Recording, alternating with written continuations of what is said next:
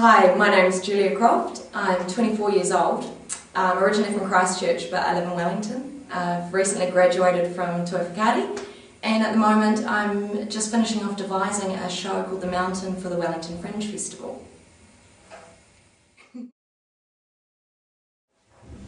Harriet Smith was a natural daughter of somebody. Somebody had placed her several years back at Mrs. Goddard's school, and somebody had lately raised her from the condition of scholar to that of parlour boarder. She was a very pretty girl, and her beauty happened to be of a sort which Emma particularly admired. She was short, plump, with a fine bloom, blue eyes, and a look of great sweetness. "And how long have you resided at Mrs. Goddard's, Harriet?" "Oh, a long time, Miss Woodhouse.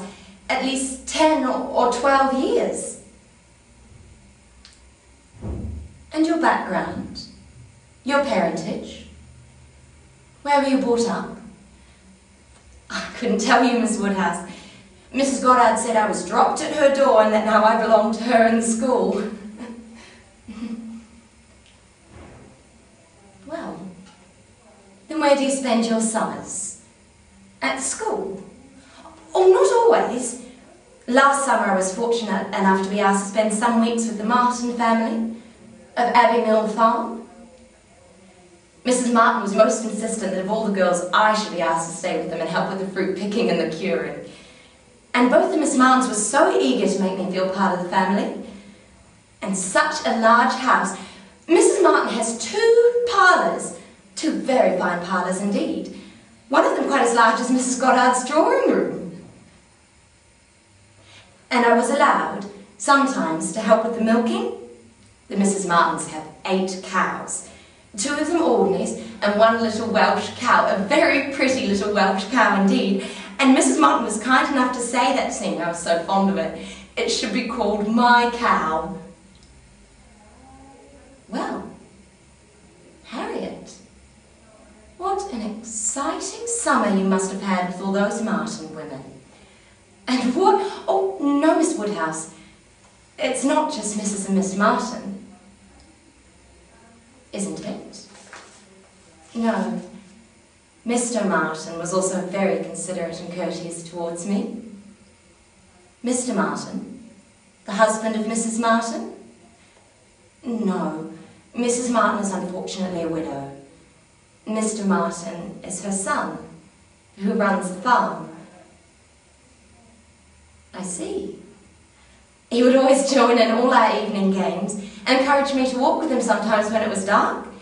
He once went 3 miles round in order to bring me some walnuts because I happened to mention how fond I am of walnuts. And he got his shepherd son in the parlour one night to sing for me. Was that the large parlour or the small one? The larger one. Mr. Martin sings a little himself. He appears very accomplished in everything he does. Once, when I was with him, he was bid more for his wool than anybody else in the country. I believe that everybody speaks well of him. Mrs. Martin told me once it was impossible for anybody to be a better son, and that she was sure whenever he married he would make a good husband. Not that she was in any hurry for him to marry, of course. Of course. What sort of looking man is Mr. Martin? Oh, not handsome. Not at all handsome. I thought him very plain at first, but I do not think him so plain now. But did you never see him?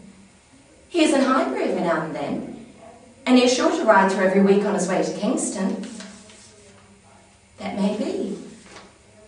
And I may have seen him 50 times, but without having any idea of his name. A young farmer, whether on horseback or on foot, is the very last sort of person to raise my curiosity. The yeomanry are precisely that order of people with whom I feel I can have nothing to do. Oh, yes, Miss Woodhouse. Mrs. Martin said she hoped his wife would be... I hope you will not get yourself into a scrape, Harriet, whenever he does marry. I mean, as to being acquainted with his wife.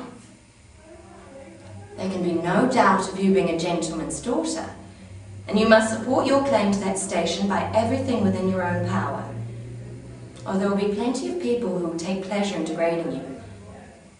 Yes, to be sure, I suppose there are. But while I visit at Hertford, and you are so kind to me, Miss Woodhouse, I'm not afraid of what anybody can do. Harriet Smith's intimacy at Hartfield was soon a settled thing.